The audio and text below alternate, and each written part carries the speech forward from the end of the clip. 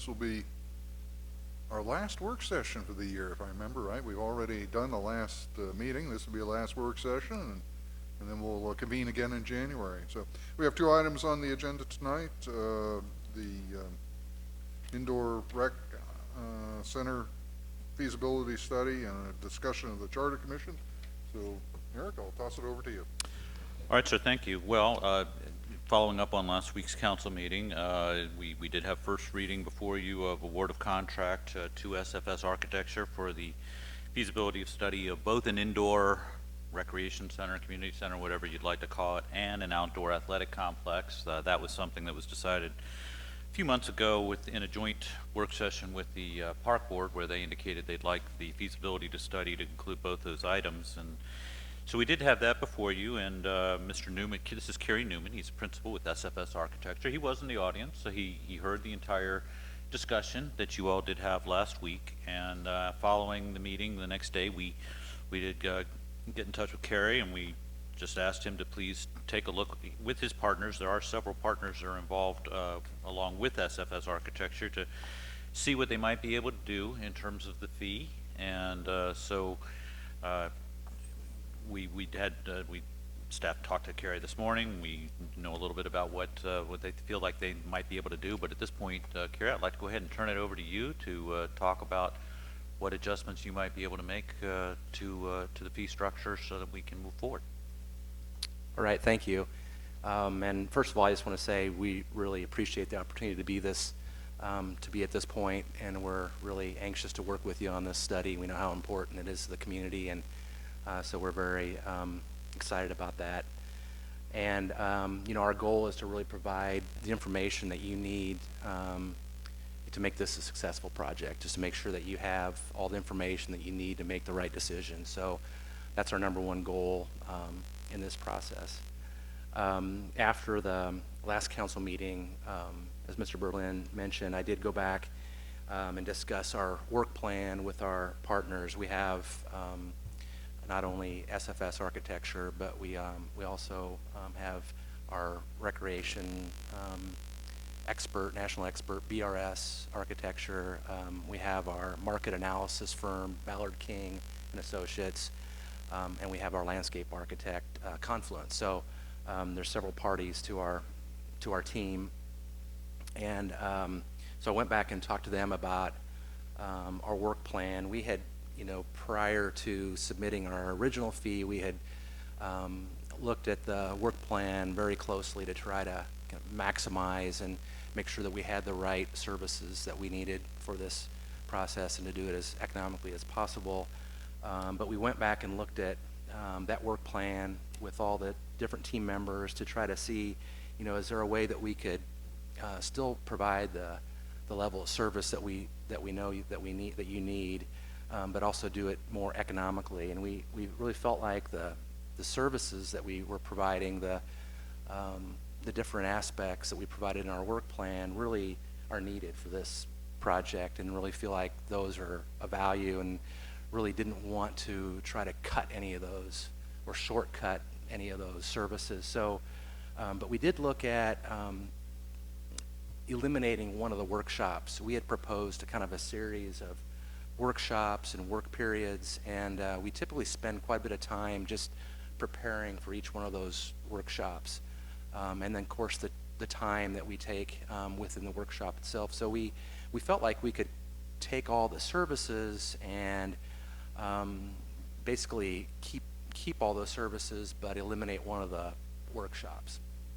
And so by doing that, we felt like we could reduce the fee by approximately $5,000 by eliminating that one workshop. We also looked at our expenses that we have for the project, things like reproduction of drawings and just reproduction of reproducibles. There's also some travel expense for some of our consultants. So we looked at that, and we didn't feel comfortable reducing those, but we thought one thing we might want to consider is pulling those reimbursable expenses out separate from the rest of the fee, so that it's that piece of it would be a not to exceed amount. And So you'd really only be paying for those expenses that we use, and just we'd be very mindful of trying to minimize those expenses as much as possible. So we feel like there could potentially be some savings there at the end of the project, but we felt like it was probably not in the city's best interest for us to promise a reduction of those expenses. But just to kind of summarize, what we came up with was a professional services fee of $74,000 and expenses of $4,500 at a not-to-exceed amount, and that would be a total fee of $78,500, which is a little less than $5,000 savings from what we previously proposed. Still keeping in the survey, the statistically valid survey, and really keeping in all the different services that we had listed in our work plan. So that's kind of where we've come up with where we are right now with our fee, and also just wanted to answer any questions that you might have regarding our services or the survey or any of the things that kind of came up during the last council meeting. All right, we'll open up to council member questions and discussion. Any questions? Councilmember Boehner? So when we eliminate this workshop, is that going to require of the council or require of the people that would have attended this workshop to make decisions a little sooner and stick to them instead of changing their mind? Or what does that do in terms of our responsibilities to you? I don't really think it does that. We were eliminating really the kind of one of the middle workshops, and basically what we were doing is extending out our work periods a little bit longer. So we're still taking the same amount of time to do the entire process. But yeah, and I understand what you're saying. I don't think it would do that, though. I don't think it would cause you to have to make a decision any earlier or anything like that. I did make copies of the new work plan in case this seemed reasonable for you to take a look at if you're interested in seeing that. But I did make revisions to the work plan, which might help to kind of absorb some of what I'm saying. While those are being handed out, are there other questions? Councilmember Kellogg? Questions of staff.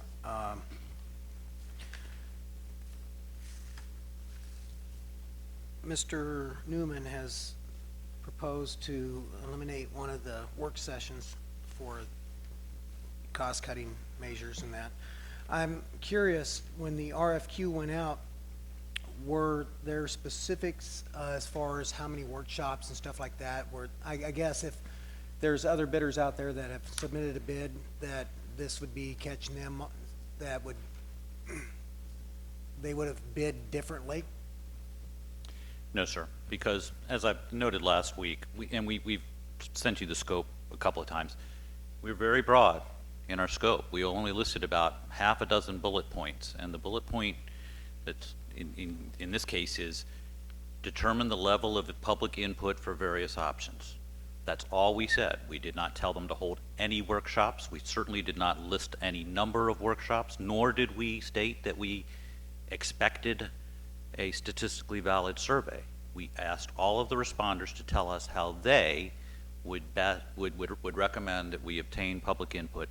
This is what SFS came up with originally. So there's no case of us having requested a certain number and now changing the rules of the game in an unfair way for any other proposer. Other questions? Councilmember Hubach? I am really concerned about this for several reasons. I've read Chapter 90 having to do with the parks, and I've also read our city charter. and both of them say exactly the same thing. The park board shall have the exclusive control over all funds. So I'm trying to figure out why it is that we're talking about these things when it is the park board that has the exclusive control over all of this. They're the ones that should be doing it, because it says they will have exclusive control of the expenditures of all money collected to the credit of the park board and the supervision, improvement, care, and custody of the parks. Why aren't they here listening to that? I'm willing to vote on something that I know that the park board has said, yes, this is what we want, we're going to pay for it. If the money that's coming out of the park sales tax, that means it is park funds that's paying for this. And yet we're the ones that are making all these decisions. No, let them make the decisions and come to us, whether they make the right decision or the wrong one. They still have that duty to do that. The park board did vote on this. And I am not in favor of us going any further until the park board has done their bit. And I have not seen anything that says, the park board says they're willing to spend more than $75,000. I haven't seen anything that says that they're willing, what they have done. Nothing has come across in the way of minutes that I have seen that the park board has said, yes, we want this. Yes, we want to do all these other things. We've had informal work sessions, but that's not the same thing as something, and I am very disturbed about this. Eric, would you like to address that? Yes. Ms. Hubach, the council approves all contracts. So in all of my 10 years here and going beyond that, what we've done with any contract that involves the park board is take it to the park board, get them to make a recommendation to the council, and then the council is the one that awards the contract. The park board did, in fact. We did present this very contract to the park board at their last meeting with the recommendation that it be for $83,450, which included the $74,950 base bid plus the $8,500 that was an additional amount for a statistically valid survey that we asked the consultant to get. They did vote on it formally, and by a vote of 6-0 to 1, did vote to recommend award of this contract to the city council. So the park board has been involved in exactly the way that they are always involved whenever we have a contract that involves a Parks and Recreation matter. And I'll add that a lot of the discussion in the park board was not dissimilar to the discussion that occurred in the council. So, Councilmember Stevens next, and then it's Moorhead? Yeah. Okay. I'll answer to that tonight. On this survey, I'm a little concerned about this. I mean, there's so many different ways you could go with this. You could spend more, you could spend less, you could do just the civic center, you could do both the civic center and the recreation. Are all those questions going to be asked when you do this? May I ask Mr. Newman to speak to that? In the statistically valid survey, you mean, is that we're going to be asking the questions about both the outdoor facility and the indoor facility? Is that, yes. Well, would we have be. so much bond money available. I just wonder, you know, if they wanted more, it would be a tax raise for the citizens. I mean, what, are we willing to spend more if that's what the citizens want? I guess that's what my question is. Well, my understanding of what the council agreed to with the park board several months ago was that the scope of this study would include both. And it seems to me it's, you know, there are a few possibilities that might come out of this study, the entire study, not just the survey, when it's completed. One, it might reveal that an indoor recreation center is feasible, but an outdoor recreation center is not, or it might reveal that an outdoor athletic complex is feasible, but an indoor center is not, or it might reveal that both are feasible, or I guess it might reveal that neither are. But that's the intent of this study, is to determine whether both can be done, or only one, or neither, or both. And the desire of the citizens for an indoor, outdoor, Right. both, either, or neither, I and that guess sort of thing. that's part of the definite, as we define feasibility in this broad scope, yes, that would be one of the aspects of feasibility. Councilmember Wesco. Thank you. Just to touch on what Councilmember Hubach had said, how much of the park board's budget is generated by the taxes, and then how much of it does the city actually give them? Because don't we make a transfer into their budget to give them more operating Yes, sir, but this is not out of their operating budget. This is out of the capital budget. It's out of the park sales tax. There's no transfer involved in this case. It's just right straight out of the park sales tax fund. Councilmember Hubach? Well, I was gonna say, the park board has their own park levy. They have their own park programs. They have their own, 40% of the sales tax. The only thing that we give them is the extra 20% or less on that. And then, they give us, the park board is required to take care of the buildings and grounds, and so we give them about $300,000 to take care of that. All the rest of that is their funds that they control, and they're supposed to get 100% of them. Councilmember Stevens?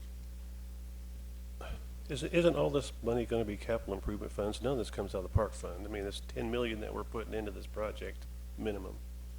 Oh, yes, sir. I mean, when the time comes, none of this will be out of park funds. The money that we're talking about tonight, just for the study, is budgeted out of the park sales tax fund.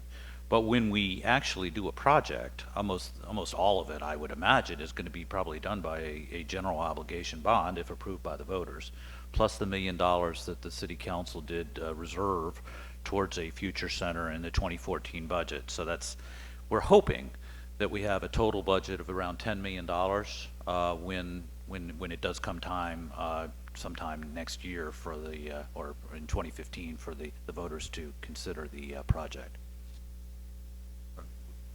Councilmember Moorhead? Mr. Newman, and obviously I was very outspoken the other night. Give you a little backstory on this. Most of this actually originated in this last April. Councilmember Stevens, Westcote, and myself were driving back from a municipal league conference. We were talking about some, just some things coming up with the budget, some of the things we'd like to do here in the city.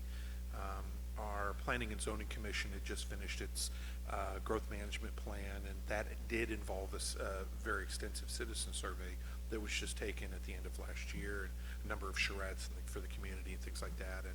And really, the initial proposal that we came up with was a structure no larger than this building with just one floor. We didn't even want it to be athletic and be involved with the parks. I mean, it was designed to be one large multi-purpose room for like receptions, a few classrooms, and maybe a small kind of a tiered auditorium room for something like classroom or music or something like that. Really designed to be relatively small, with the expectation of not trying to make this our plan. It just kind of got thrown out there. So we wanted input from all the council members.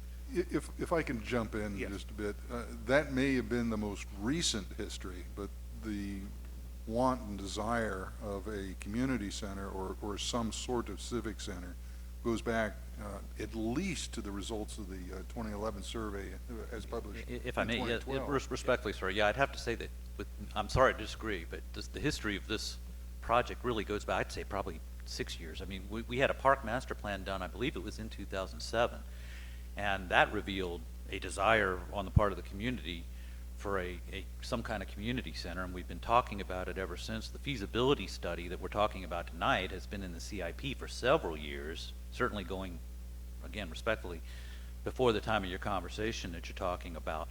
We also had on this same topic a joint work session with the park board, and I don't think you were on the council yet, so I don't think you participated, but in May of 2012, where all of us sat in this room around a table and talked about exactly the scope of what kind of scope that we might have for a future center.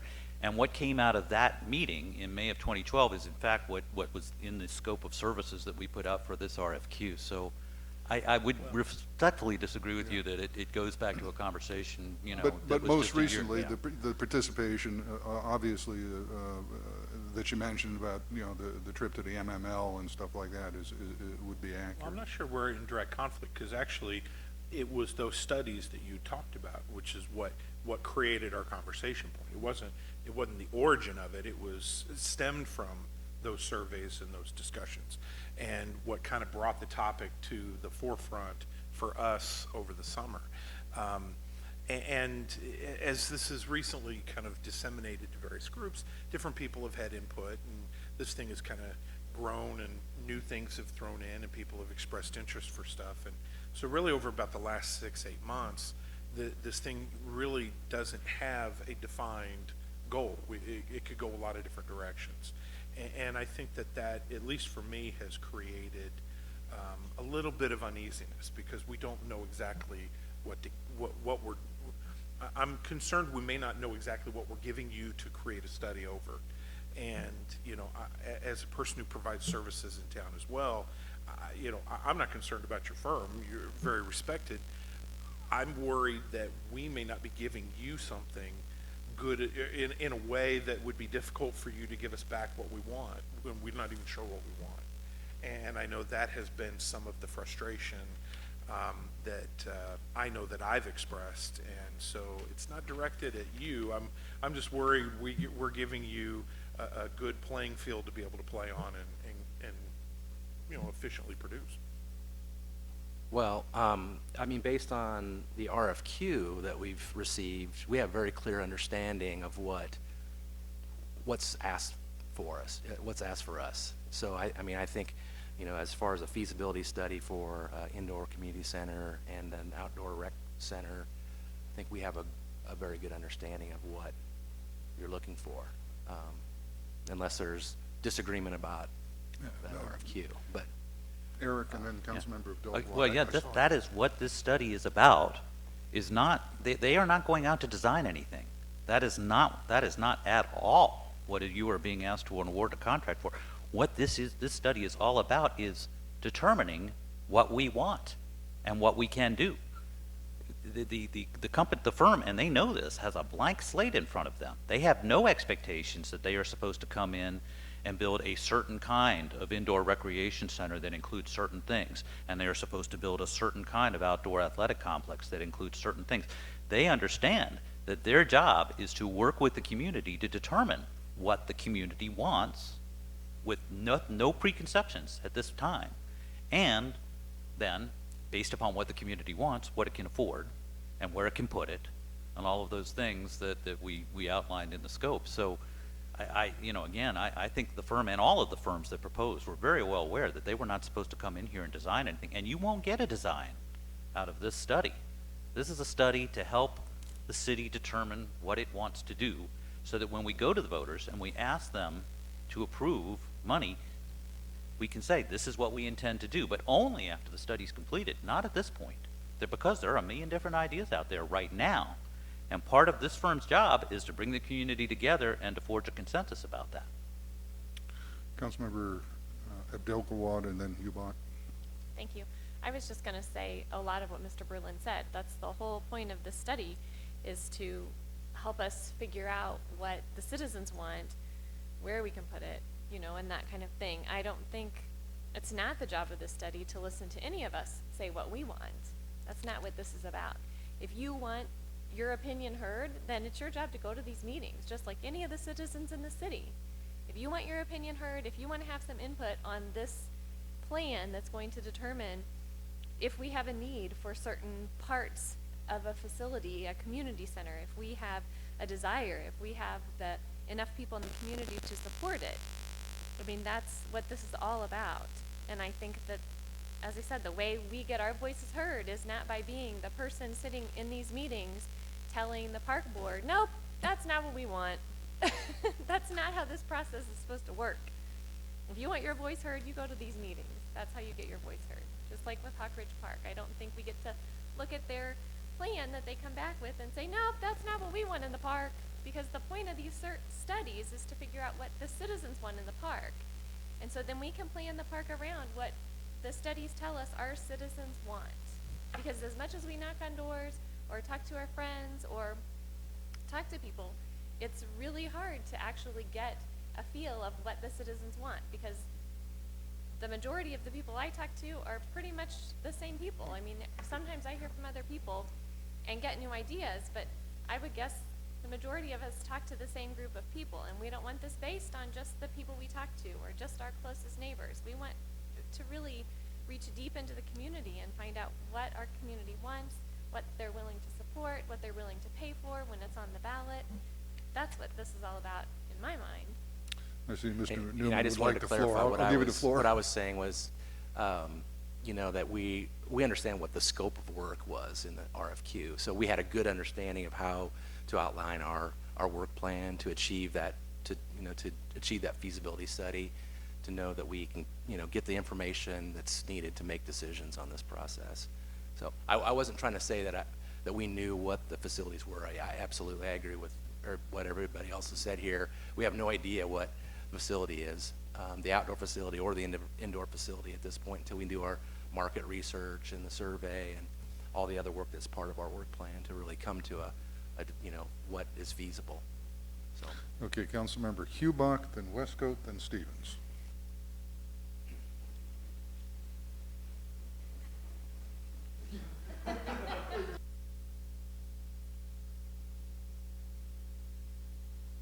Member Hubach?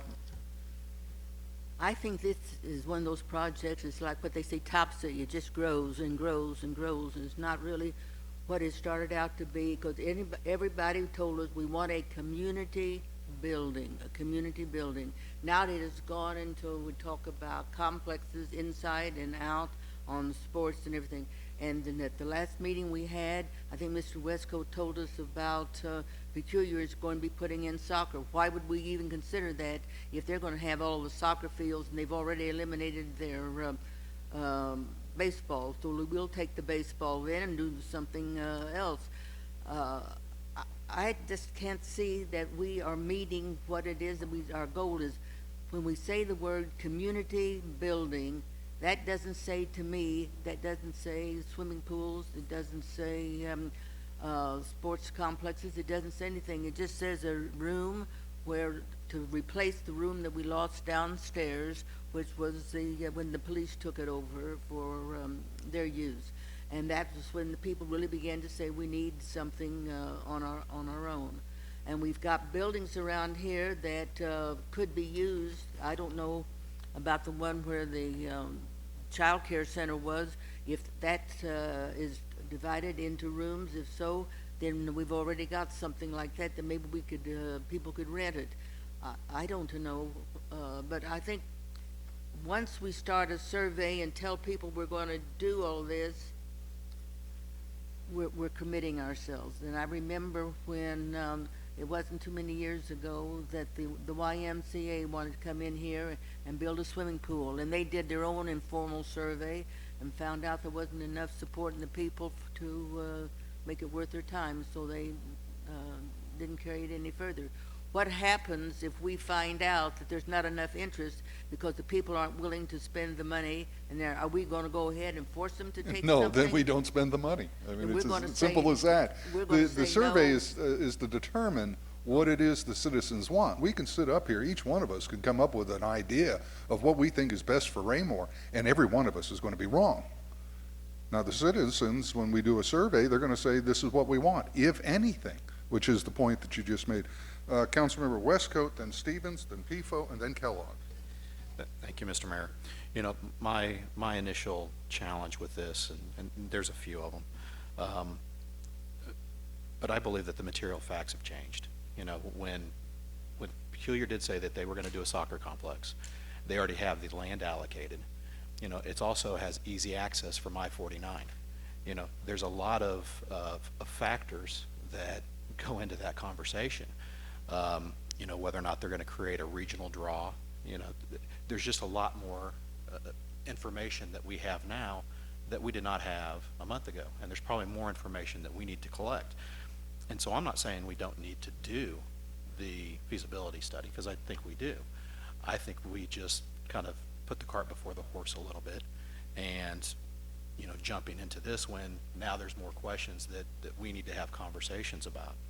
And Mr. Newman, I will disagree with you on one standpoint, you know, because as I look at your initial proposal, you know, you have workshops that you've included. And our experience with workshops is that you get a certain population, a certain group that participates in those. And typically that group that participates is not reflective of the voting public.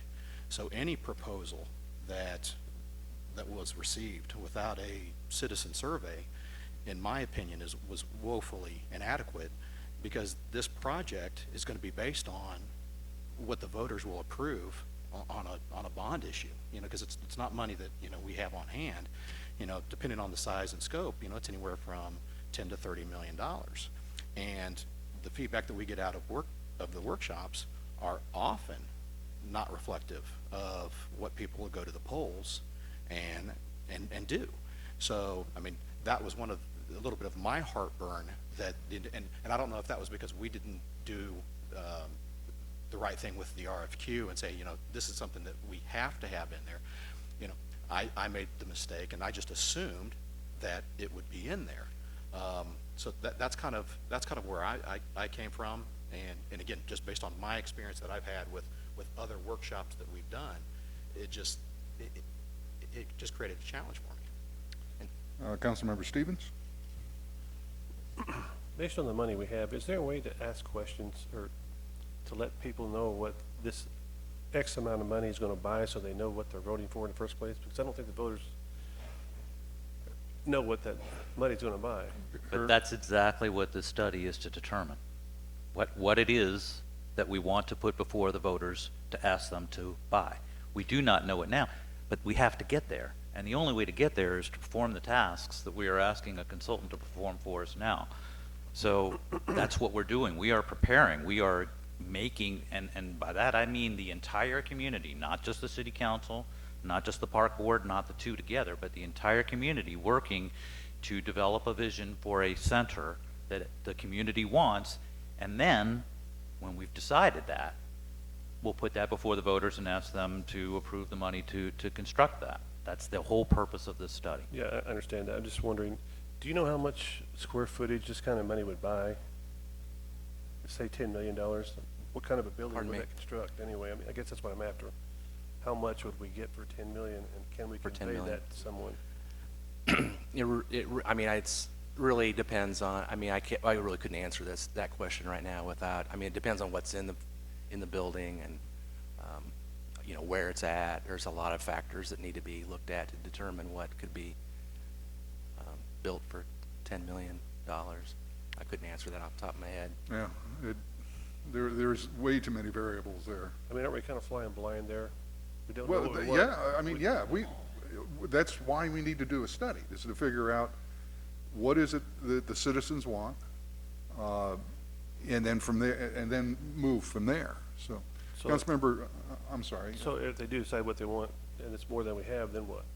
but then we don't build it.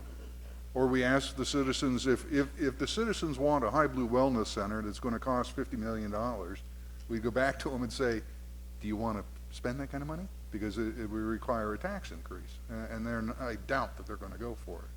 But we gotta get to that point. Councilmember Pifo. Yes, and this really is a question for Mr. Newman. I guess I'll preamble it with my experience as an academic. I get out of these meetings and I sort of put things back in that context. And if I had a project along the lines of this RFQ and given it to a master's student and said, come back to me with a plan, I would have been surprised if there wasn't a written survey in that plan. Yet, apparently that wasn't part of, when you got your folks around the table, apparently that wasn't part of the discussion, or if it was, it didn't end up in the final bid.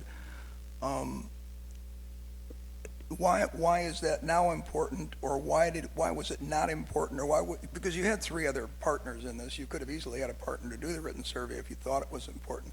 So I guess why wasn't that in place in the initial bid, and what changes cause you to consider it more important now?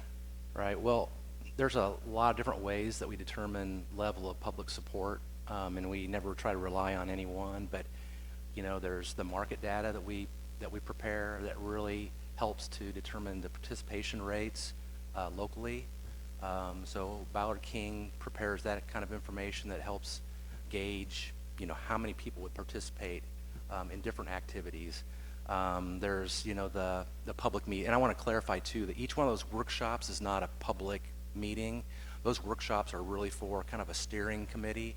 We would also have a public meeting to gather input from the community, and I agree with you. You don't rely on that either for to totally gauge support. But we usually look at the market data. We look at public meetings. We also do can look on using some online forum type information gathering. We've been doing that on several community center studies. Recently, there's a thing called Mind Mixer where people can log on and actually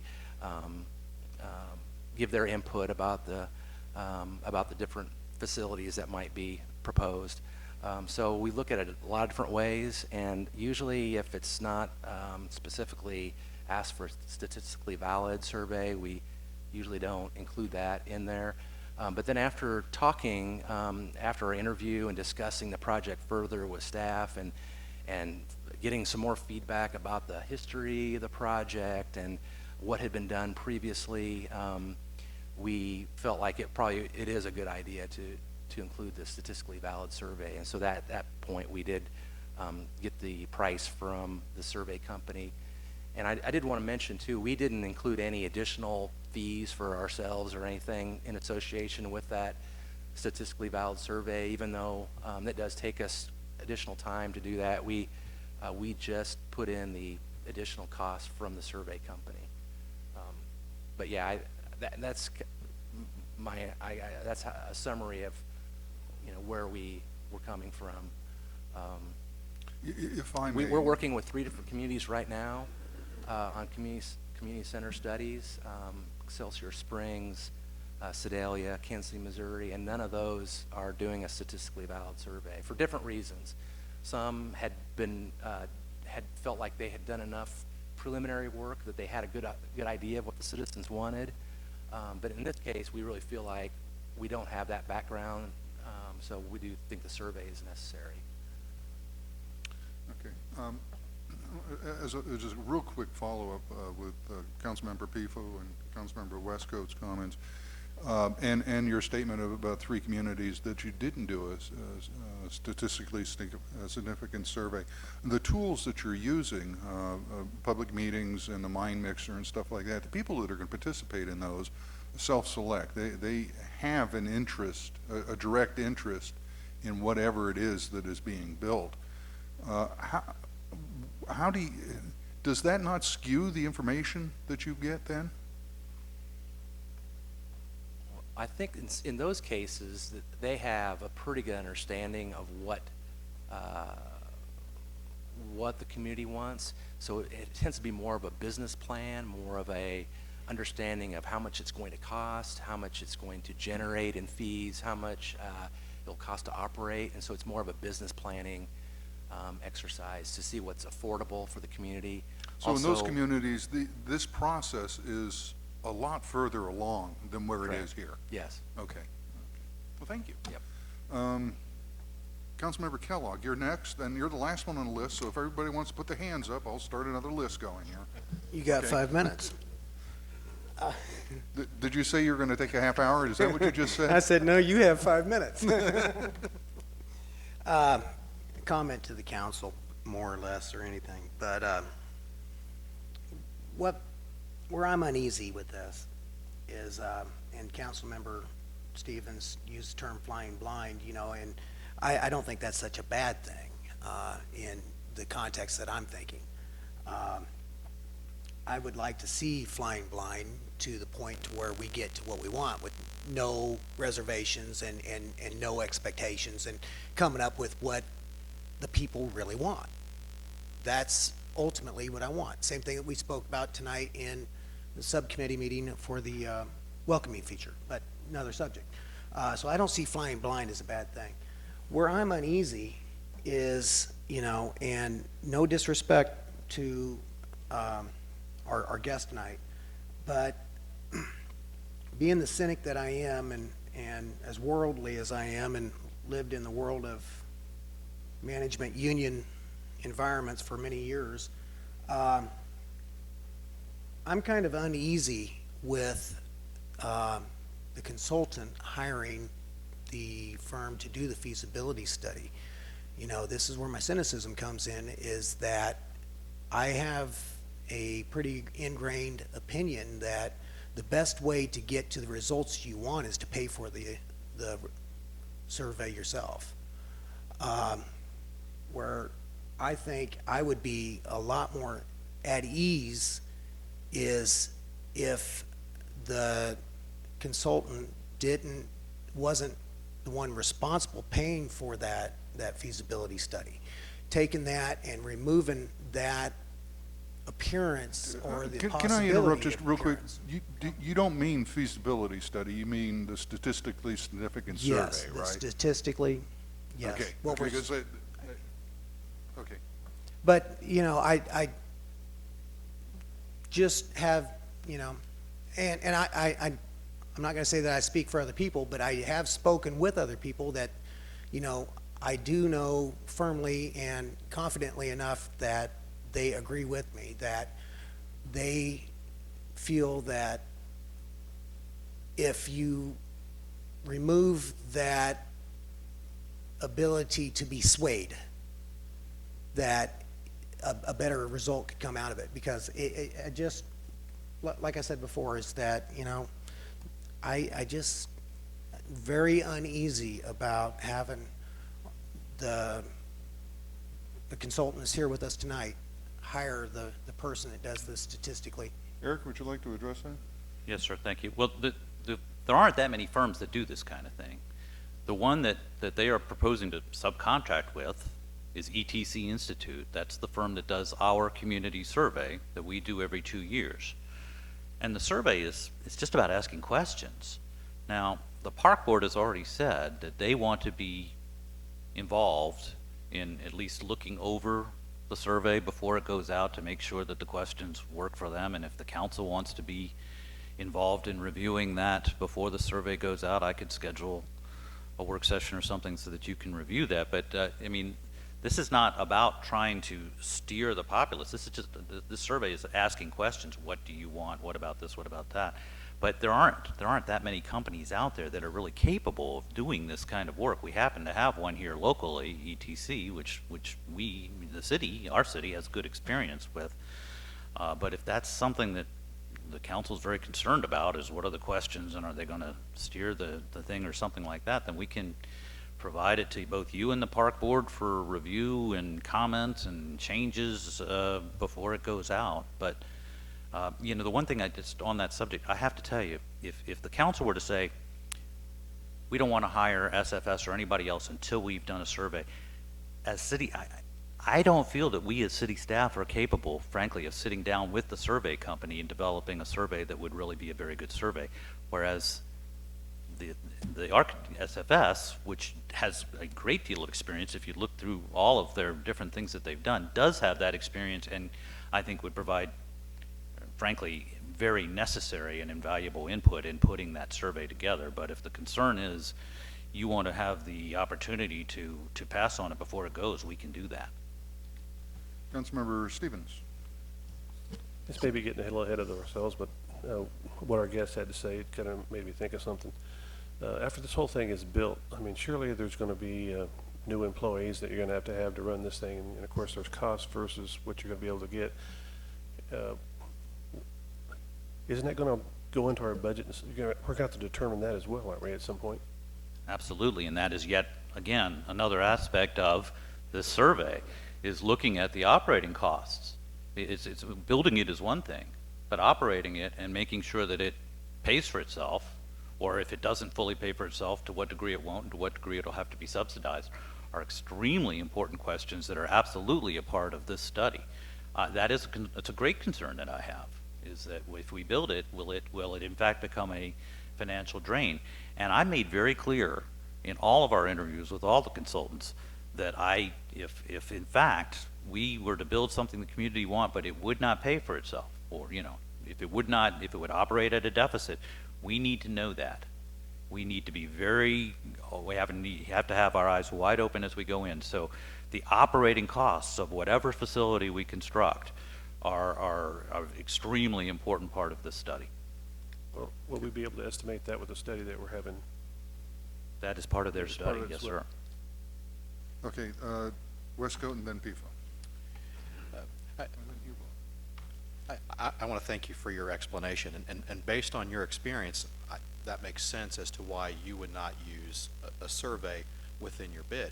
But I think that also goes to my point, is that the organizations that you're working with are farther along in the process. They know that they want it, they just don't know exactly how it's all gonna fit together. The challenge that I think we're facing is that we don't know what we want yet. And so, I mean, that's why when I look at it, I expect to see a statistical survey, because we're not as far along as other organizations that you're working with.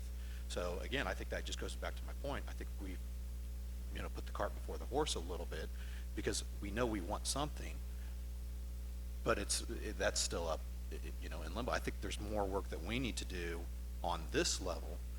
I still think the survey, the feasibility study needs to be done.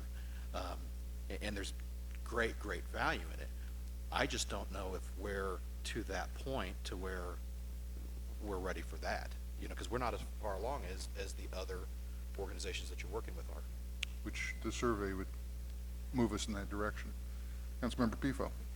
Yeah, I just want to follow on Mr. Berlin's comments a little bit. The survey it's not about asking questions, it's about asking the right questions. And we aren't, at least I'll speak for myself, I don't have that kind of expertise to do that. Presumably this firm does, and that's why they were selected. The other part of that is that I think the written survey and the workshops clearly have to dovetail.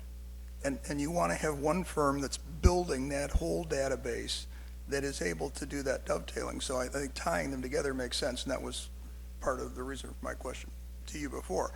So I kind of wanted to follow on that, because I agree with you totally that this has to be a complete package. Otherwise, we're not going to be cognizant of the time or the money involved, and we're not going to get the most out of it, certainly, if we don't have that whole package put together. So.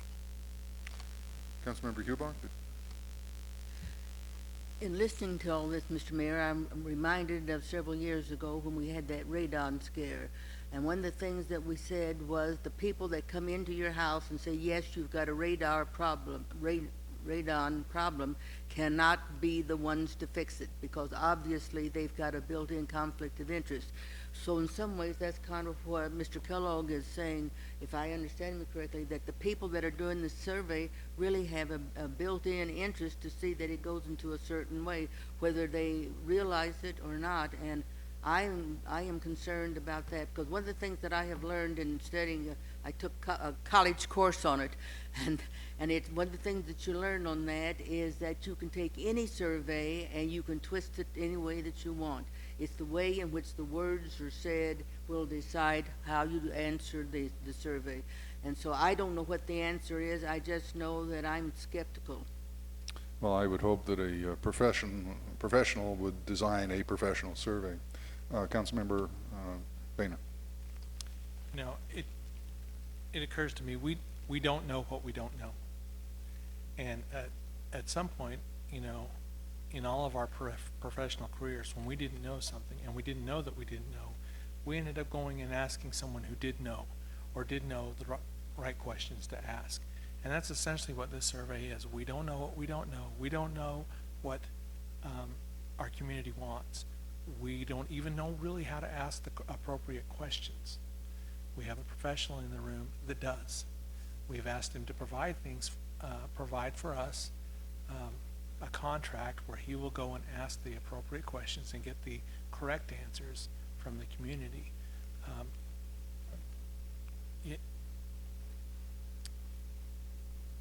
I think we've just been walking around in circles. It doesn't make sense for us to have brought him in here and asked him to do this job and then say, well, you don't know. Well, he does know. That's why he's there. That's why we requested him.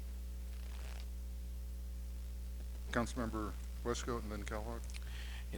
I'll say this, having dealt with many different studies, the professionals who work for those organizations know how to ask the right questions.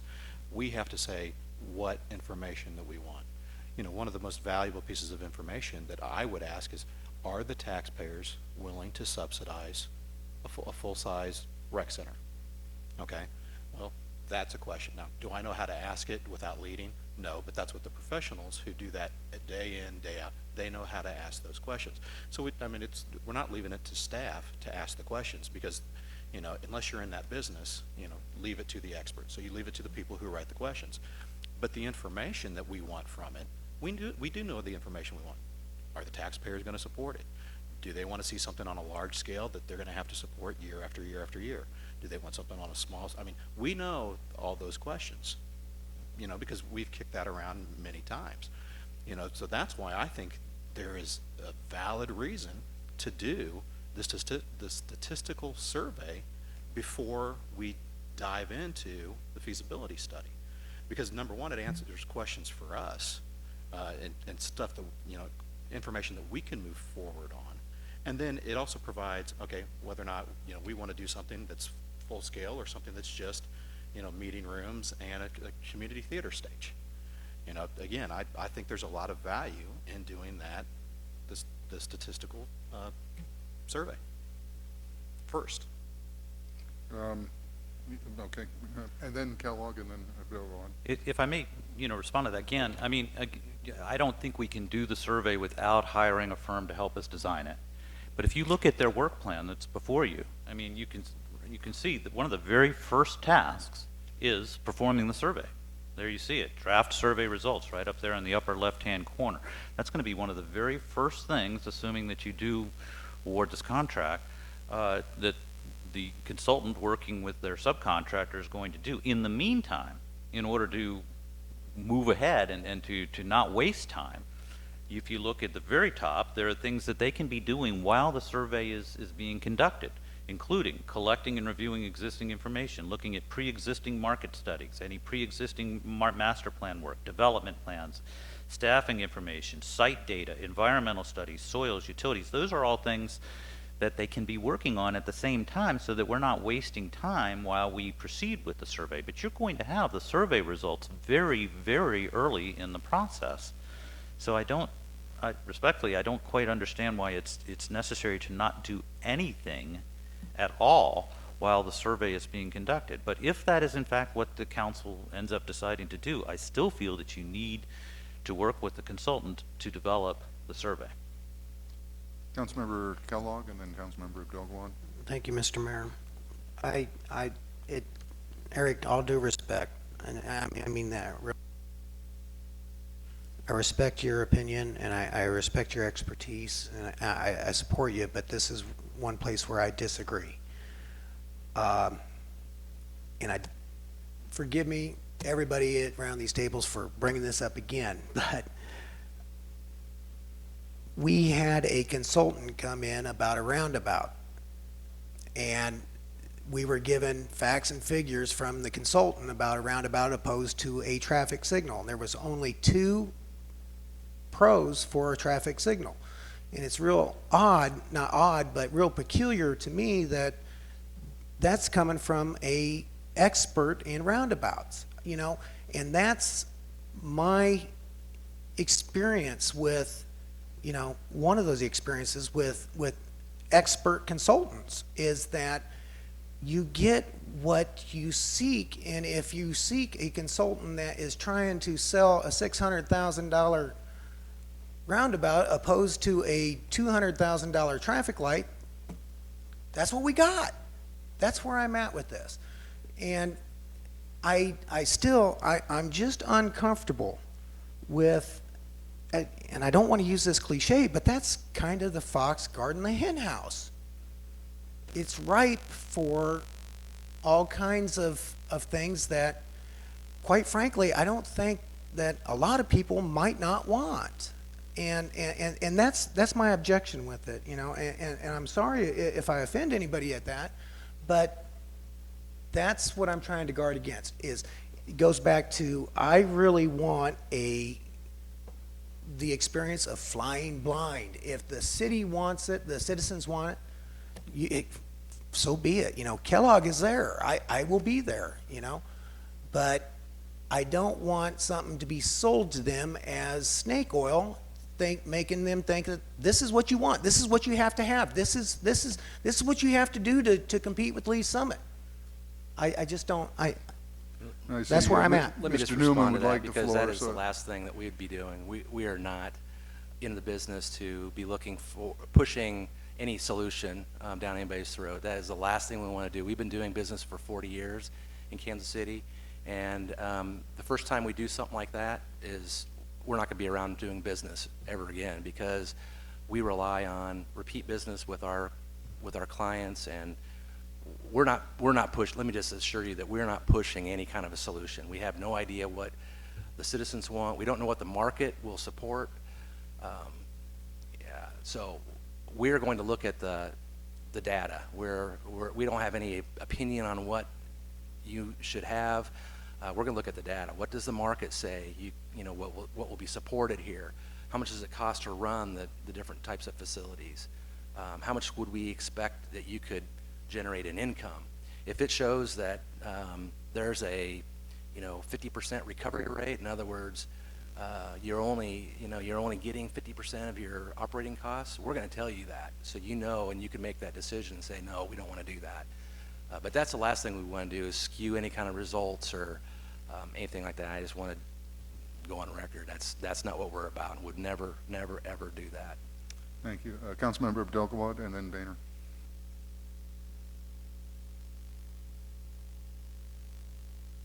A few things have come up in our conversation. First of all, and as I said last week, I see a great amount of value in having the same group of people do the survey as who does the study and all the parts of it together. I think there's lots and lots of value in those questions, that analysis, all coming from the same group of minds. I think, as Mr. Berlin said, it would be a burden on city staff. You know, while I think you're greatly capable of coming up with a survey should you choose to, I don't think this is I really don't think we are. It's not a matter of being a burden. It's a matter of not having the expertise. Right. And so I think there's an immense amount of value in that. I think flying blind, I think having an outside person taking care of this, finding this information for us, analyzing the information and bringing it to us is flying blind. If we make the questions, we have, some of us through Park Board and City Council had this discussion for years and years and years, and have gone through going from it needing to be a one-room building where we can have meetings to when I first heard discussion of a community center in Raymore, people in Raymore thought we needed one just like Belton's. We wanted one on our side of the highway. You know, we wanted one in our town because how come they have it and we don't? You know, so I think this discussion of a community center has been going on for a long, long time. I think by having the council and Park Board work on those questions or be a part of that, a direct part of that study, is a perfect way to not fly blind, a perfect way to sway the answers one way or another to our vision. I mean, Mr. Moorhead talked about their vision for the community center on their way back from a conference. We've had meetings with Park Board talking about visions for the community center for years. You said 2007 maybe, you know. I think having this group do it for us, someone outside, someone who doesn't have anything to win from it. I mean, the consultant who came and talked to us about the safety of the roundabout didn't make any money by us choosing to put a roundabout there. I mean, they didn't sell us a roundabout. They didn't make money from that. They came and talked to us about the safety of it. That's what we hired them for. But choosing a roundabout or choosing a stoplight didn't put money in their pocket. Just like this company, you're not going to build the community center for us. You're going to analyze the information. You're going to send out the questions. You're going to have meetings. You're going to determine what the citizens want. You're going to analyze the information about the market. But in the end, none of these companies doing this project are going to be the ones putting money in their pocket when we choose to build the community center. They're not doing it for their benefit in that way. A little bit about basic info, not having the basic information to start this project. Again, this is discussion that's happened years and years and years. And yes, it's changed quite a bit over the years, but I think we have a lot of information. I know for certain that there were questions on our last, I think the last one, I'm sure, the last 2, maybe 3 citizen surveys we've done have had questions about what kind of indoor recreation facilities do you want to see in the city? What kind of outdoor recreation facilities would you like to see? Would you be willing to vote on, would you be willing to pay taxes to get something like that? So we have some background information from our citizen surveys already. I don't think we're starting this completely blind. We have done some information. We just don't have enough information to jump right away. I think we need to get quite a bit more information, and I am impressed with this the plan we have before us, just like I was last Monday, I would have approved it then, and I think it's the best way to go. I think it's what we need. It's what we need to get us started. Councilmember Boehner and then Westcott. Eric, just because, say we go ahead and approve this and he moves forward with the feasibility study, his completion of the feasibility study does not mean that he will be automatically slated to do any of the architectural design or construction work or any type of that. Absolutely not. There's that- been no that- promise whatsoever, and and the firms understand that. This Okay. is, this I is just wanted not to- for design, and they get nothing, they will get nothing out of telling us one thing or another. It will not benefit anybody. The only thing that will benefit them is giving us the hard facts that we need, even if they're facts that we don't want to hear, which is we can't afford it. That's, will be part of their job. Thank you. Councilmember Westcott. Yeah, you know, and again, just to restate my position, I am not against doing the feasibility study. I think we need to do it. My only issue is that I think we need to do the statistical survey first. I think there's value in the city doing the survey. Now, am I saying we're not going to hire a professional? Absolutely not. I still think ETC or whoever the professional service firm that does that needs to do the survey. But I think there's a lot of value in us relaying the information of what we want to know. And again, you know, I'm not saying that the architectural firm shouldn't add in, but you know, just like from my standpoint, you know, does anybody know the percentage of Raymore residents that use the Belton High Blue Wellness Center? I know. It's 28%. You know, there's information that we have that's very pertinent to these discussions that I think that if we shared with people through the statistical survey and helped craft those questions, then it could very well change the entire scope of work for what you're doing. You know, as I look down in some of your workshops, you know, one of them is to, you know, review, you know, site examples and business building concept designs. Well, if we totally eliminate, you know, an outdoor rec center or the High Blue Wellness Center, that changes the scope of what they have to do and the work that they have to provide. And again, it's not because we don't need this survey, it's just because there's probably more preliminary work that we need to do that makes their job easier, more efficient, and they give us a better product in the end because they don't have to present us with 4 different things that's based on, well, you know, if the voters don't approve this, well, that automatically eliminates these 2. Well, it just lets them focus on the 2 that, you know, we know that the citizens are going to approve.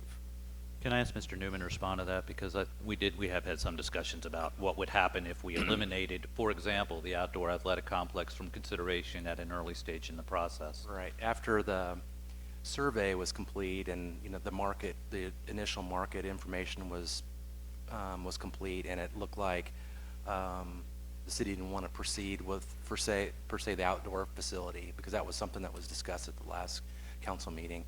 I did talk to the consultants to find out, you know, if we took the outdoor facility out, there would be a credit for those services, and that would be $8,500 is what we would be crediting for not moving ahead with the outdoor facility.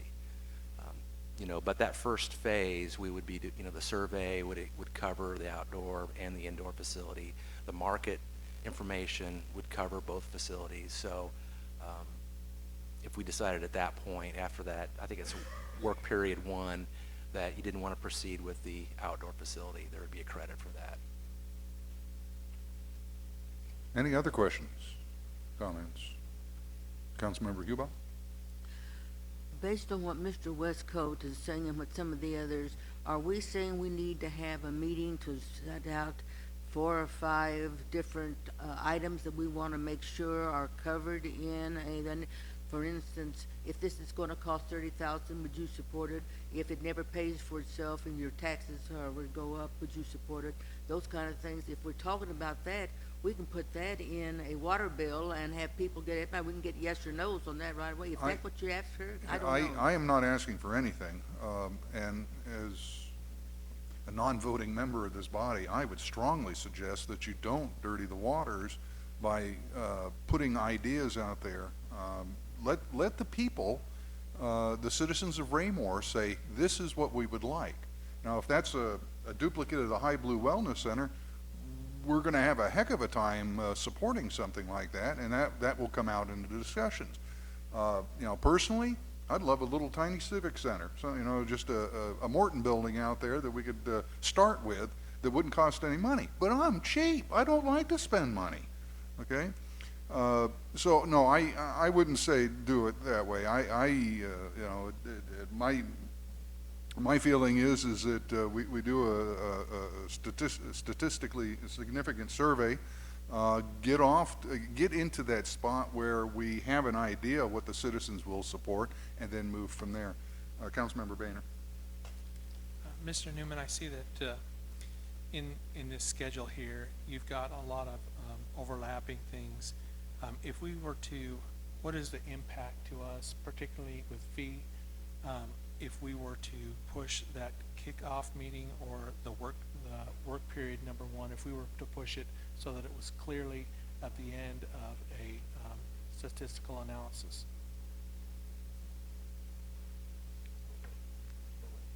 Yeah, is there an impact to the fee?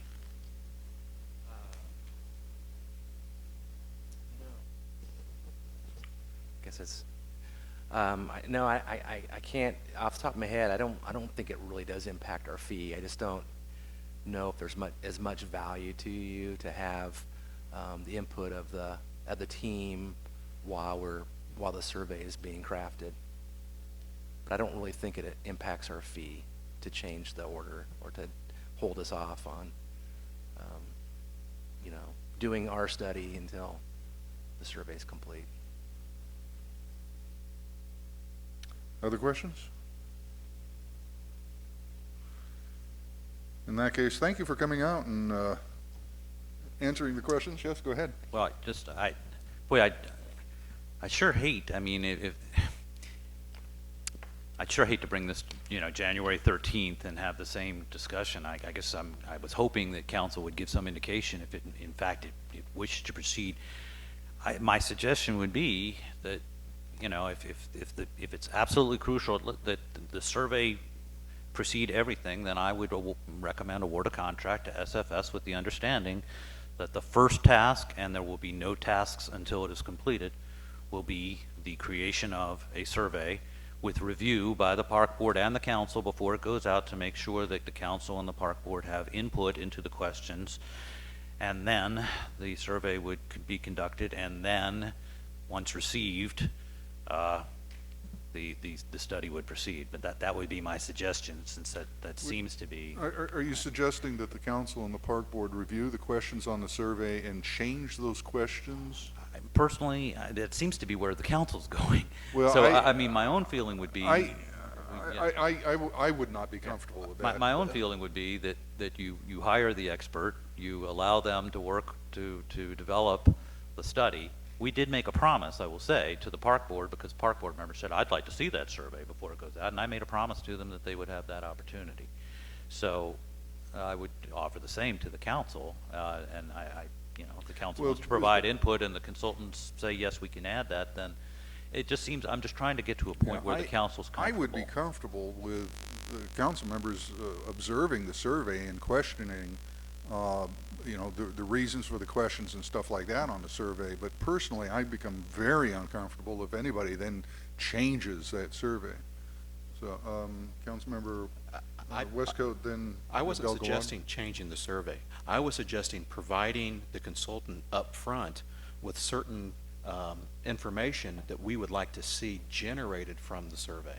I mean, if we can provide input and what we want to see, some of the questions and answers that we need, I'm okay with them crafting it and doing the survey. I don't feel that I need to change any questions. There's just particular information that I think is very prudent and very beneficial to have that, that the consultant should know going into it. Like one of the questions is will the taxpayers support, and at what level will they support? I think that's a very prudent question. Will you support $50 million? Will you support $10 million? And the reason I say that is because I sat in a school board meeting to where they were going to take a bond, a levy to the people. And in the question, in their survey, they said, will you support 85 cents? Will you support 50 cents? Will you support 30 cents? Will you support this? And at each different level, you know, at the first level, they had almost 80% support. At the second level, there was almost 60% support. At that level going up, it went down into the toilet. And yet, they chose still to go with the higher amount, and the whole thing flopped. All because there was information provided that they didn't act on. Well, that's the information that I want to see, because I think that's prudent in moving forward with whether or not we want to do, okay, a $50 million project, or we want to do a $5 million project. I think it's also beneficial to the architects who are doing the feasibility study. You know, if they had that information up front, okay, hey, you know what? We know that a $50 million facility only has a 10% likelihood. Well, let's focus on what the voters will support. I think there's a huge value in that information. And I don't think it's improper to let our consultants know who are drafting our survey that that's the information that we want. I think that's easily done. If that's the concern, that you want the opportunity to provide input ahead of construction of the survey, done. Councilmember Abdul-Gawad? I think that, I mean, I don't want to speak for you, but probably as the professional, you probably already thought of that. I'm just saying, I mean, this whole book of projects that this firm has done, I don't think that we, the non-professionals, need to tell them what kinds of questions they need to ask. That's my opinion. In my opinion, it is grossly overstepping the boundaries of the council to have to check all of the questions that we want this consultant firm to ask our citizens. They're the professionals at this. We have interviewed them. We haven't. The city staff has interviewed them and verified that they are the best candidates for this job. They've provided us all the information, the scope of what they're planning to do for us to look at, that clearly states at the beginning they will do a survey. I don't understand why we're still talking about whether or not they're going to do a survey at the beginning. It very clearly says that's what they're going to do among all the other steps in their process. I think to ask to make notes of, or, you know, if we want to see the questions before they send them out, great, we can see them. I think for us to have to discuss, question their questions, tell them what questions we want them to ask, is grossly overstepping the boundaries of the city council. Councilmember Stevens?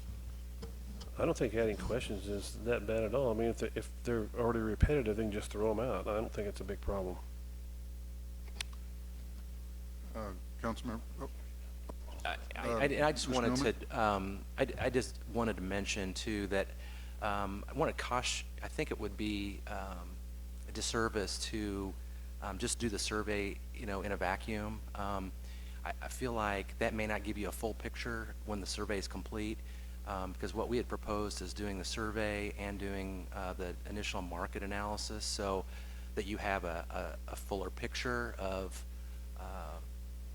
what you should proceed with in the study. You know, it may be that if you just did the survey by itself, you might find out what the citizens would support, but you may not really have a good feeling for the market, you know, how many people, you know, within the service area and some of those things that I think would help you make a decision on how to proceed into the study. So I just wanted to mention that. Thank you. Councilmember Westcott? I was a business development specialist for the University of Missouri, and I did market analysis and market studies for small businesses. And trust me, I've looked at this concept, and you know, and I know what, you know, I don't know what the citizens will support, but I can give you a pretty good idea of what the market's going to support. And you know, it's probably not going to bear out a $50 million, and I can tell you that right up front, because we just don't have the population base to do the same thing within a 5-mile geographic radius of Belton. I mean, that's just the facts. And with all due respect to Councilmember Abdel-Gawad, you know, the initial survey wasn't even in their proposal. So I'm not, you know, saying that, you know, he's not professional or that, you know, we contradict him, but it didn't even rank up there in the initial proposal. I mean, it wasn't until staff and everybody kind of drug their feet that it got put in there. So, you know, I'm not second guessing anybody, but at the same time, there's things that I think as a council, we need to see that are valuable for us to see. And it's not just for this one project. I mean, it'll help us gauge what we can do on other projects moving forward as well. Okay, I'm going to make a suggestion that we just do a nodding of heads or something. The survey questions will be developed and shared with the park board. I'm trying to gauge here, is there an interest in the council in seeing those survey questions? Okay, there's an interest in seeing the survey questions. I think it's important that the market data be analyzed so that later on the council will have the ability, using that data to make policy decisions. And I'm seeing some people nod their heads on that, okay? So moving forward then on, we'll start everything off in January and get the survey questions generated and Well, award a contract will occur on January 13th and January 27th, and then assuming council does award the contract, and then development of the survey would proceed, Okay. I assume, Would- immediately afterwards, would it- along with some other initial tasks. And certainly at that time, I would offer the park board and the council the opportunity to provide input as to what they'd like to see on the survey, so that that can be known by the consultants and incorporated as appropriate. yeah, and thank you for saying that, because that was the part that I had left out, that once the award is, you know, I don't want everybody shooting data to the consultant that isn't working for us, but once the award is made, then we can send suggestions. Councilmember Kellogg? When's our next quarterly meeting with the park board? January 6th. January 6th? It actually been my hope to have an initial meeting with the consultant. That was As you gonna may be my recall, my hope suggestion. was that the second reading of award of contract was going to occur tonight, and then January 6th would have been the opportunity for an initial meeting to talk about getting this underway, but we're not on that schedule now. We can always schedule another joint meeting anytime, but I do have a joint meeting scheduled between the council and the park board on January 6th for That- other items. Yeah, and that was my hope, and, you know, I have to assume, but I'm more hopeful than assuming, that this will be part of that, is probably the main discussion at that meeting. That way Well, we can- it we wasn't can my all- intention, sir, just because you haven't even awarded contract yet. It seems to me you probably ought to award the contract first. The park board has approved this, the council That hasn't they yet. have, yes. So, and once the council, assuming the council does approve it, then it would be appropriate to meet with the park board and move on from there. Councilmember Wesco? You know, I will say this, that, you know, with us being allowed input within the study and doing the study first, and then, you know, with the changes that, you know, the consultant would allow, I'm much more comfortable moving forward having this conversation than what I was before. All righty then. Other comments? Thank you again. Thank you so much, appreciate it. And we do have another, do we need a 5-minute break? Gauging here. Okay. We will pause for 5 minutes until 25 minutes after the hour. Remember that the mics will probably still be hot.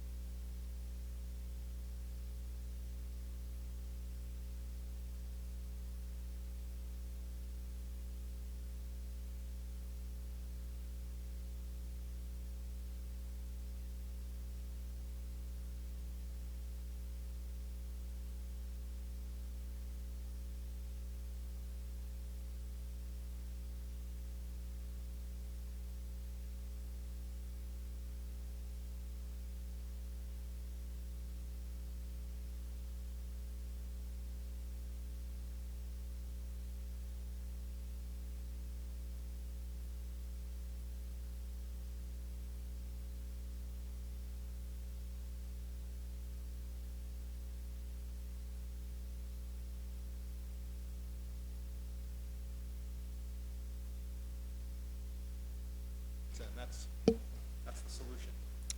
All righty, it's 25 minutes after the hour, so we'll come back from our break and continue with the work session. This is, actually, Mr. Moorhead, this was your item too, wasn't it? Yes. Okay, well, I'll kick it over to Eric, and then we'll bounce it on over to your way if we, when it's your turn to speak.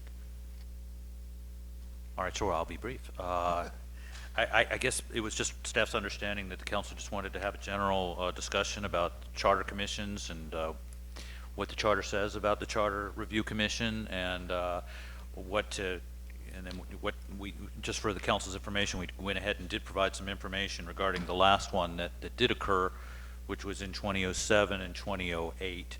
And so we provided some information to you about what the charter says and what the results were of that Charter Review Commission that occurred in 2007-08. And as noted in the memo in your packet, there has to be a Charter Review Commission at least every 10 years. It can be more often, but at least every 10 years. And so according to that schedule, there must be a Charter Review Commission by March of 2017. The council would need to form one. But other than that, we've just provided you general information about the Charter Review Commission process that's occurred in the past. Thank you. Councilmember Moorhead. Yeah, I had mentioned this during a council meeting, and I can't remember the exact topic we were discussing, but I have just felt over the last year, periodically in discussions, the Charter Review Commission has been thrown out in the midst of discussions, really almost like a dagger, where we've had to address, we've threatened to take things to them, or we've attempted to offer our unilateral opinion of their interpretations of things, and we've even threatened to go to them, and when we haven't, I'm not even sure we really know how to or want to. But the purpose of this discussion was just really to make it an informal discussion. I mean, based on our charter, we convene at least every 10 years.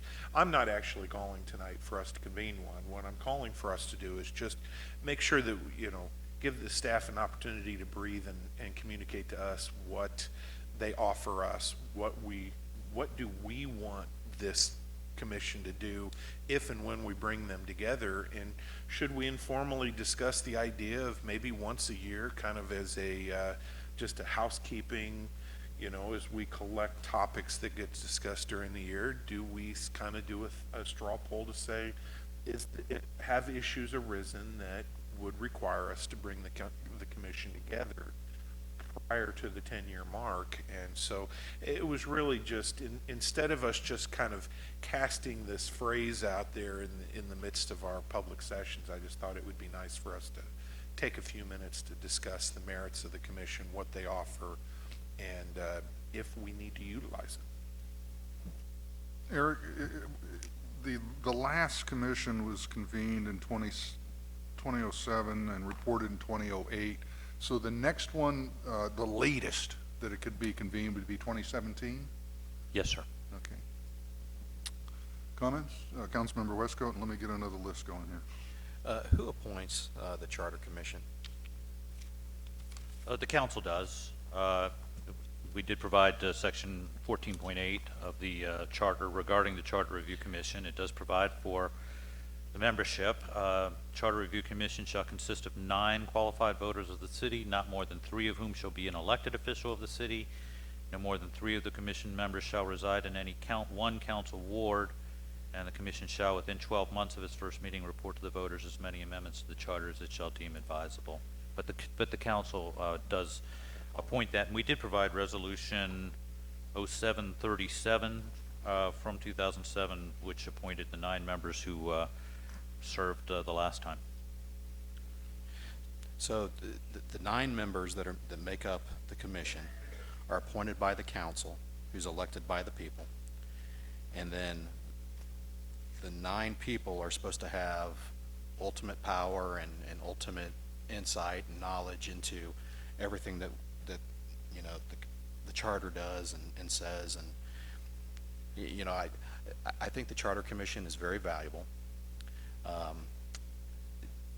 but I think that's why the power to propose, charter amendments has also been vested in the council, who are elected by the people, as opposed to being appointed. I mean, basically, this group goes through the same process that our park board goes through, or that our planning and zoning goes through, or that our tree board goes through.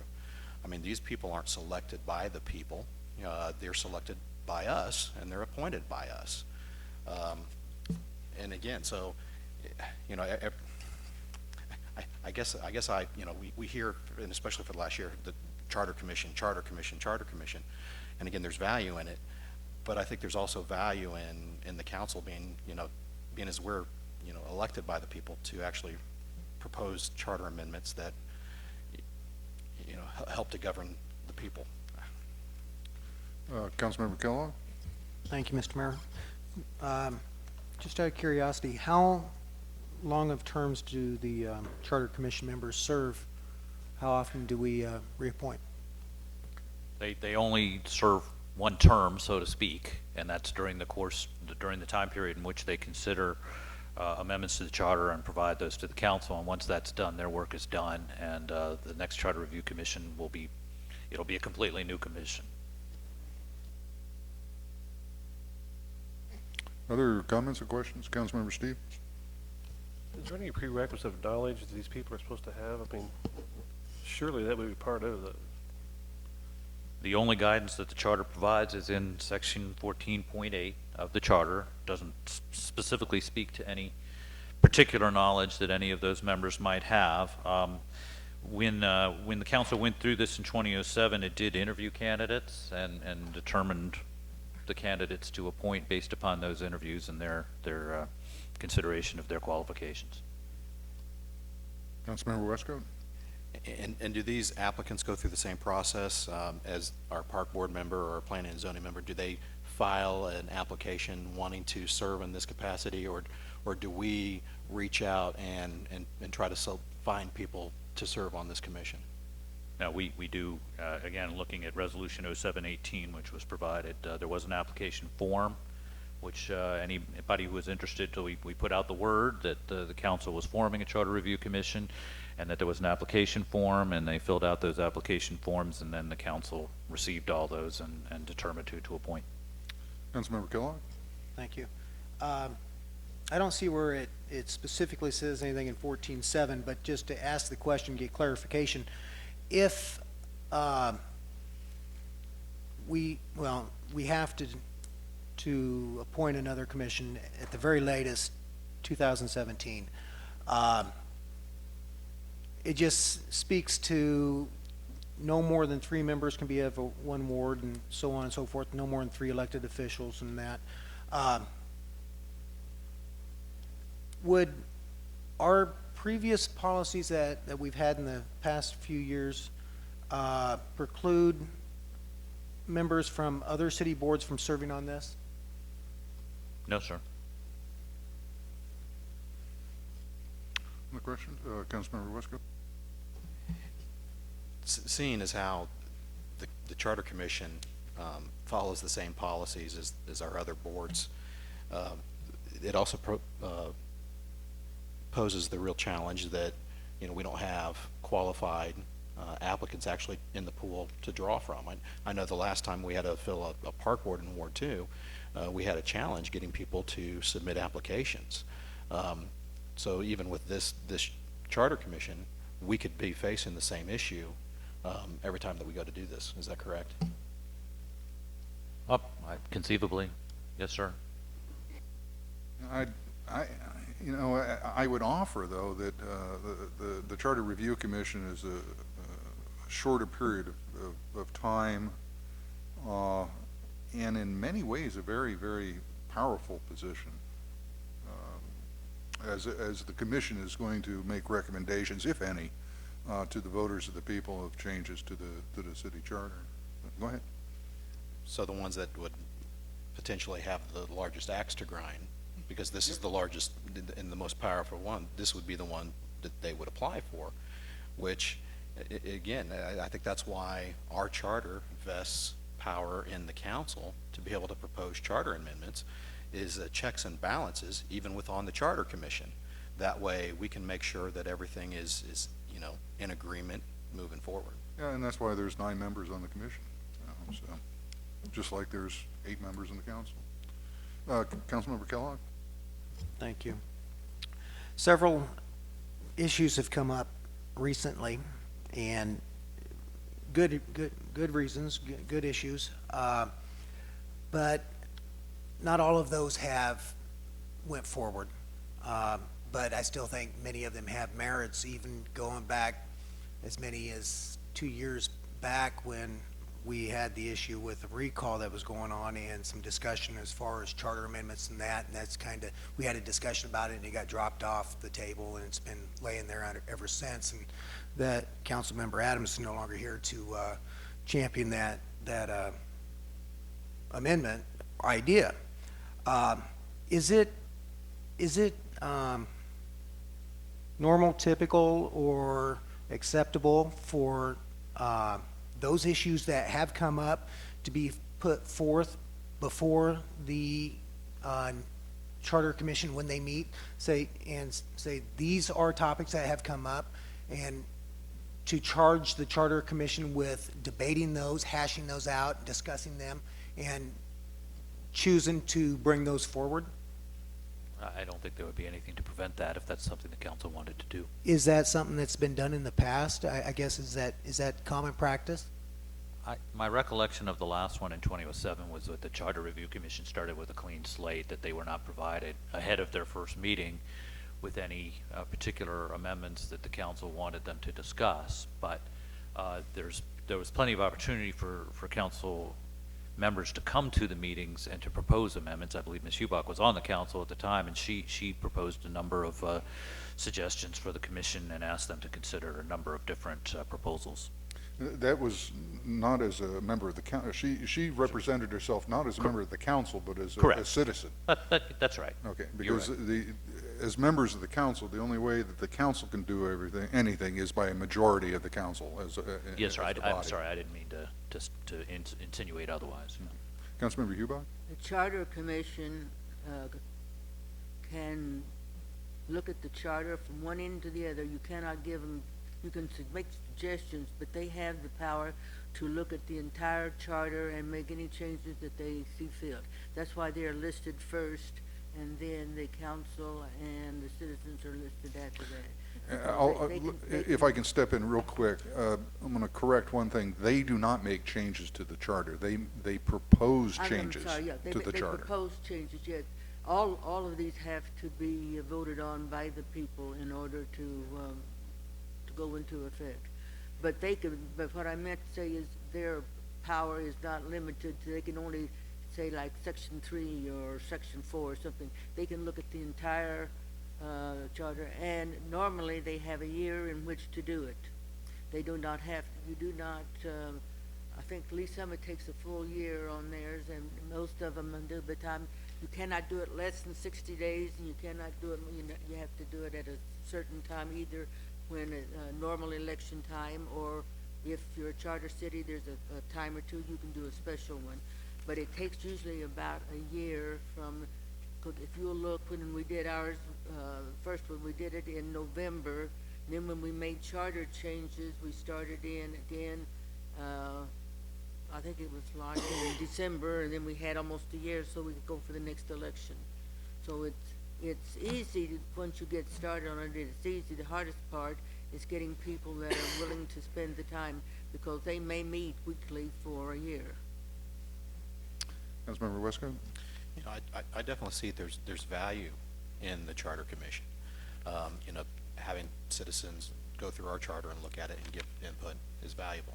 But I'm not saying that that's any more valuable than the council, because there's certain operational information that as council members we have experience with.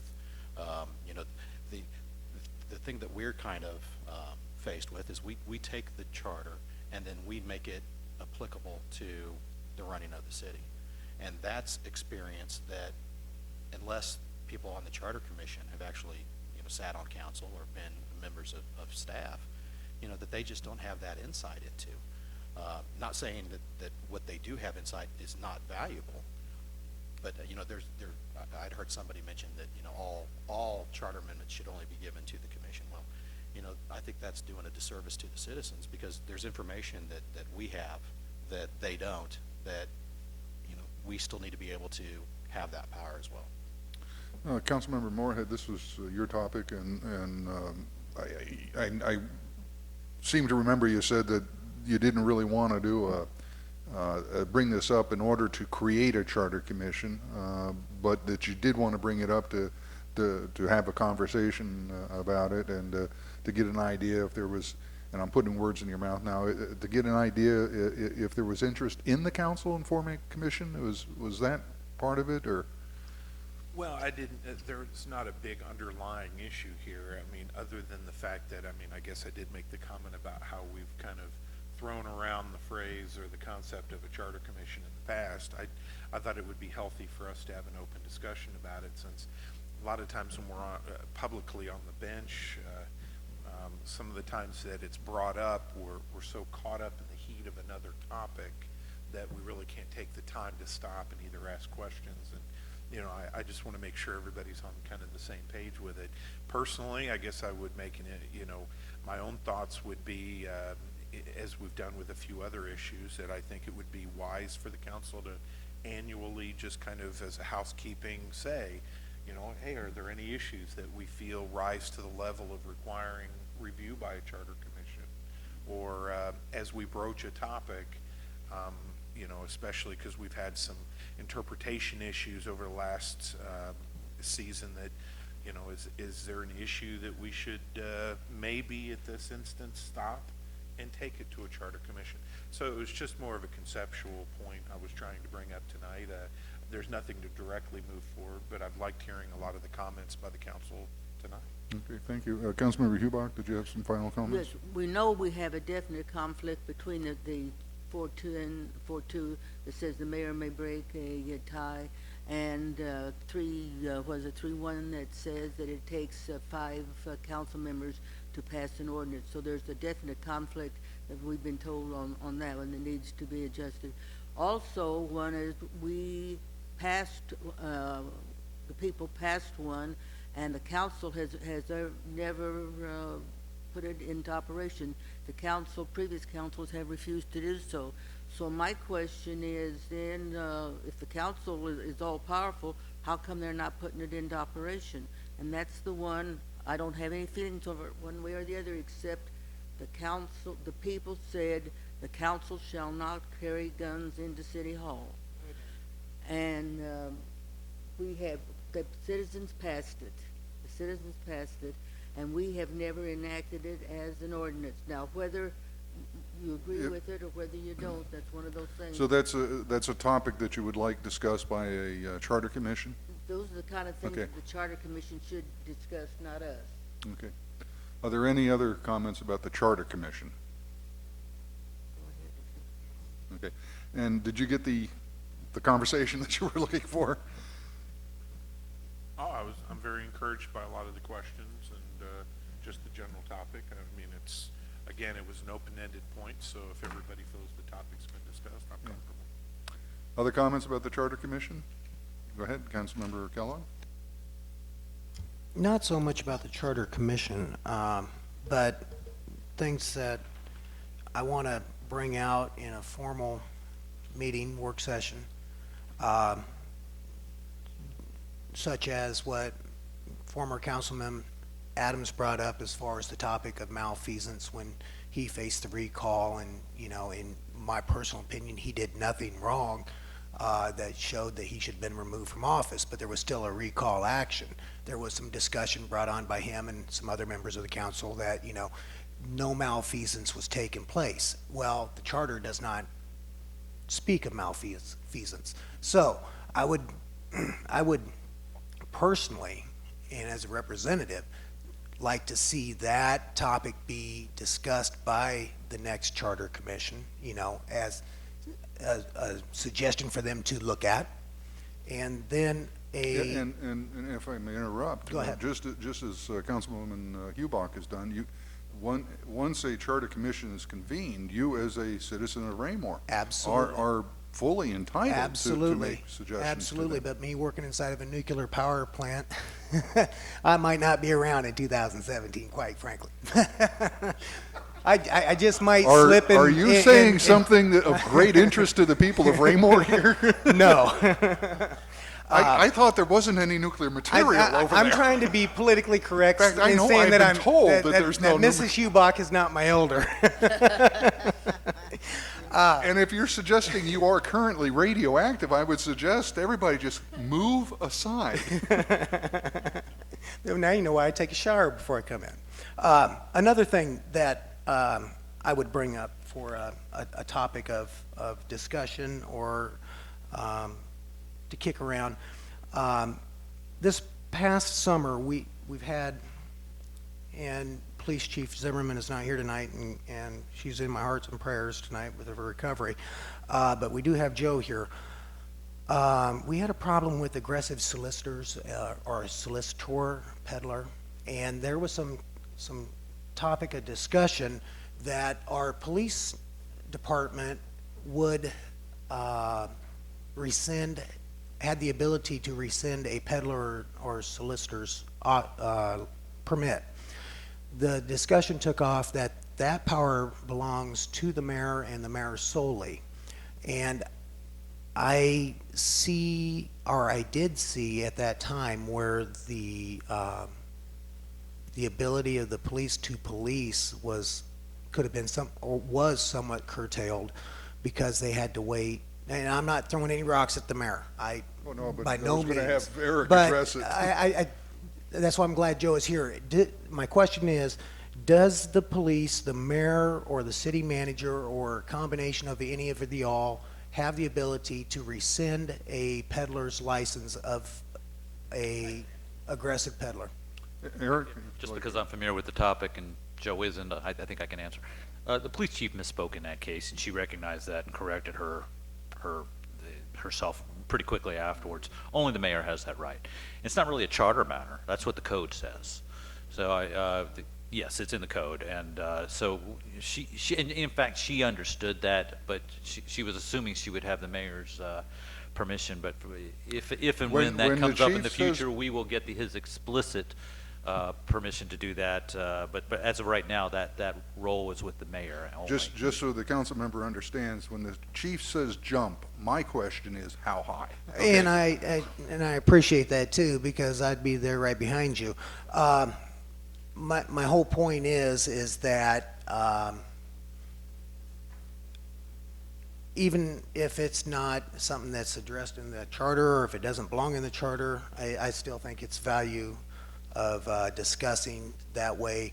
The chief or a representative of the city that sees the need for the community to not have to be subjected to what they've been subjected to this past summer, that they got the ability to rescind that in the absence of the mayor. So I'd like to see that brought up, because I see the need. I really do. Any further comments? In that case, we will adjourn the meeting. Thank you, or the work session. Thank you, everybody.